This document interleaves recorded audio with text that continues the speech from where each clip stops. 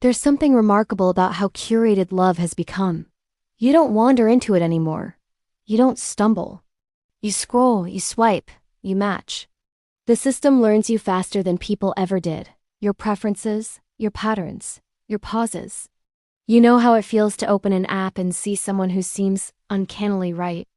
As if the universe finally listened. You know how it feels to see a notification preview your heart. A name, a photo, a promise. Then disappear before you can touch it.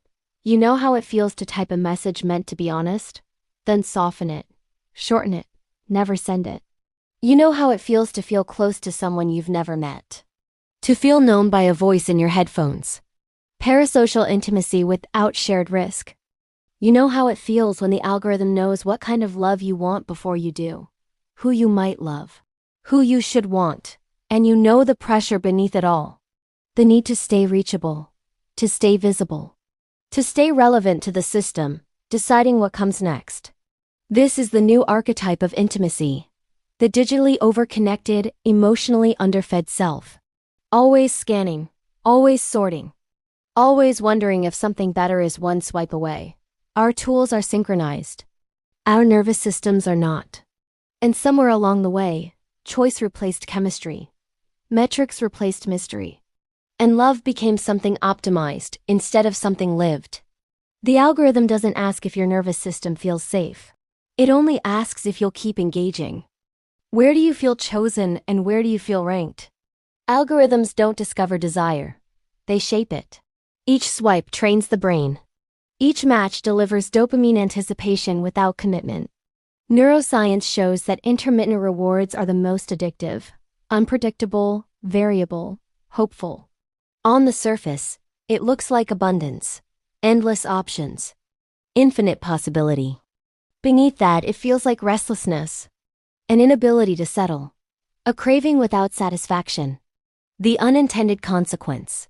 As desire becomes gamified, quiet attachment grows harder to notice. Raised on fleeting sparks instead of steady warmth, real connection feels flat. Consistent presence seems muted, almost unremarkable. Digital platforms reduce emotional exposure. No eye contact, no silence, no immediate consequence. Your attachment systems adapt. Your nervous system learns that closeness can happen without vulnerability. Connection without discomfort. On the surface, this appears to be independence, boundaries, control, discipline. Beneath it all, it often feels like distance masquerading as safety. The hidden cost. When attachment develops without vulnerability, true closeness becomes threatening. The warmth is restrained. It glows but never fills the space. Algorithms compete for attention. They don't care what kind. Research on attention shows that constant switching erodes depth.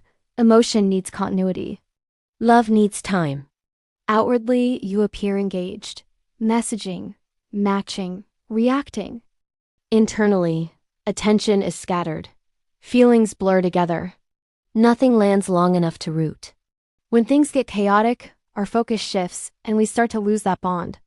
The inner child picks up on this and learns not to stick around. Fire turns into a flicker. Just enough light to see, but not safe at all.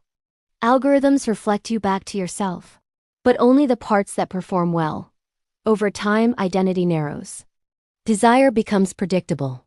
You feel noticed, understood, and totally in sync, while also feeling smaller, simpler, and a bit misunderstood inside.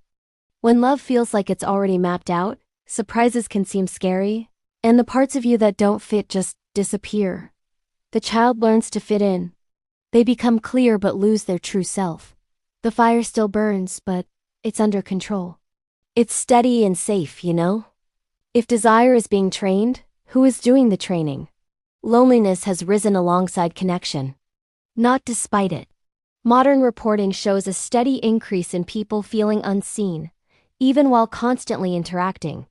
Attention research shows how fragmented focus weakens emotional regulation and memory.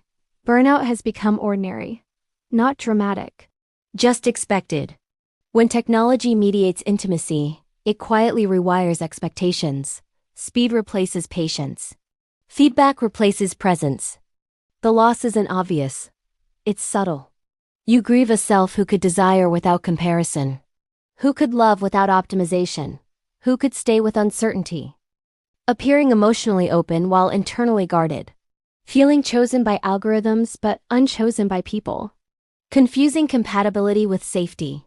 Feeling replaceable even while desired. The grief doesn't shout. It hums. A low-grade ache. A sense that love is nearby but never quite here. The more our devices sync up, the more we seem to drift apart. It's like that part of us that used to enjoy taking things slow just keeps moving on. Where do you feel abundant but lonely? Healing isn't about hiding away.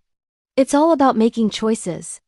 Our attention is limited, and where we focus is where we find safety.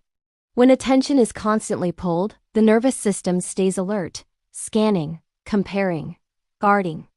The inner child, growing up in a world driven by algorithms, picks up this idea that their worth depends on others. They think they have to keep people interested, or else, just like that, their attention could slip away. This creates the shadow of overexposure, numbness, irritability, phantom closeness. Reclaiming begins with noticing, not judging. Depth doesn't require isolation. It requires pacing. Connection and solitude. Technology and boundaries. Choice and commitment. Conversations unfiltered and imperfect repair is what prediction erodes. Presence restores what optimization flattens. Repairing the nervous system takes time. Fewer interactions, handled gently, no big changes, no dramatic exit. Just quiet permission to choose differently. The algorithm doesn't decide who you love, but it shapes how love feels. You were never meant to live at the speed of the feed.